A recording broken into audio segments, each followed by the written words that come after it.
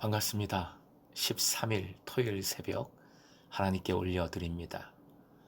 주의 손에 나의 손을 포개고 함께 찬양 부르십니다.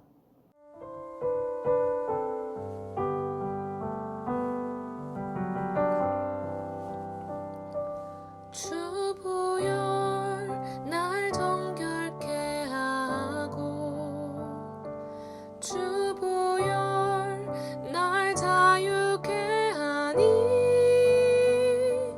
주 앞에 나 예배하는 이 시간 나의 모든 것을 주께 드리네. 주의 손 날 위에 지키셨고 주의 발 날 위에 박히셨으니 이제는 내가 사는 것이 아니요 오직 주를 위해 사는 것이라. 주의 손에 나의 손을 포개고 또 주의 발에 나의 발을 포개요.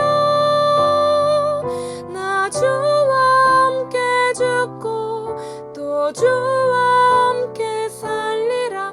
영원토록 주 위에 살리라. 주 위에 살리라. 오늘 말씀은 창세기 41장 9절부터 16절까지의 말씀입니다. 주신 말씀 함께 읽겠습니다. 술 맡은 관원장이 바로에게 말하여 이르되 내가 오늘 내 죄를 기억하나이다.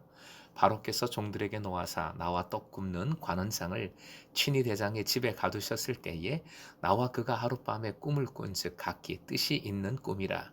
그곳에 친위 대장의 종된 히브리 청년이 우리와 함께 있기로 우리가 그에게 말하매 그가 우리의 꿈을 풀되 그 꿈대로 각 사람에게 해석하더니 그 해석한 대로 되어 나는 복직되고 그는 매달렸나이다. 이에 바로가 사람을 보내어 요셉을 부르매 그들이 급히 그를 옥에서 내놓은지라. 요셉이 곧 수염을 깎고 그의 옷을 갈아입고 바로에게 들어가니 바로가 요셉에게 이르되 내가 한 꿈을 꾸었으나 그것을 해석하는 자가 없더니 들은즉 너는 꿈을 들으면 능히 푼다 하더라. 요셉이 바로에게 대답하여 이르되 내가 아니라 하나님께서 바로에게 편안한 대답을 하시리이다. 오늘의 기도 제목, 고난도 주님의 계획임을 믿고 견딜 때 구원을 보게 하소서. 고난도 주님의 계획임을 믿고 견딜 때 구원을 보게 하소서. 9절부터 13절까지 술 맡은 관원장이 기억을 되살립니다. 이 고관이 정말 요셉을 잊어버렸을까? 그보다도 바로에게 노예 요셉에 관한 말을 하기가 힘들었을 것이라 보는 학자들이 참 많습니다. 그런데 본문을 보면 이제 자연스럽게 말하지 않을 수 없게 되었습니다. 기회가 왔습니다. 결국 어떤 이유라 하더라도 하나님께서 몰아가시면 왕에게 노예 제수에 대한 이야기를 하지 않을 수 없습니다. 그러니 사람에게 일희일비할 필요가 없습니다. 화면 보시고 함께요. 사람에게 일희일비하지 말자. 사람의 말은 자신의 입장에 따라 언제든지 변할 수 있습니다. 믿을 수 없어요. 그러나 나와 함께 계시는 하나님은 도저히 움직이지 않을 것 같은 사람의 마음을 움직이시며 칼과도 같이 상처 주는 사람의 입을 틀어 막으시고 자기 마음대로 하는 절대 능력을 가진 사람조차도 도구 삼아 주님의 선한 뜻을 마침내 이루어 가시는 분이십니다. 그러니 교만하지 말고 언제나 겸손해야 하겠습니다. 화면 보시고 함께요. 교만하지 말고 언제나 겸손하자. 만약 이 고관이 바로 요셉을 왕에게 말씀했다면 요셉은 사람을 의지할 수도 있었을 겁니다. 하나님이 아니라 술 맡은 간원상에게 바로 왕에게 더 얽매였을 수도 있겠지요. 그러면서 우리가 서로 해냈다, 교만해졌을 수도 모릅니다. 하나님은 오직 하나님만 바라보도록 요셉을 이끌어 가신 겁니다. 훈련시키셨습니다. 그러니 주님의 훈련 방법이 때로는 고난, 매우 견디기 어려운 고난으로 다가오고 고달파 보이지만 마침내 반드시 은혜요 복임을 잊지 말아야 하겠습니다. 요즘 가장 핫한 분 중에 한 사람이 오은영 박사입니다. 그분의 치료 방법 중 가장 흥미있게 본 부분이 연습을 시키는 것이었습니다. 예를 들어 아버지가 아들에게 말을 상냥하게 하는 것이 과제라면 반드시 상냥한 말을 연습하게 만듭니다. 그냥 머릿속으로만 상냥하게 해야지, 이렇게 저렇게 해야지가 아니라 문장을 써보고 상냥한 억양으로 그것을 말하는, 직접 해보는 연습을 계속 시킵니다. 사랑하는 금성의 제자 여러분, 고난이 바로 연습입니다. 모든 고난이 하나님 구원 계획을 이루기 위한 연습인 겁니다.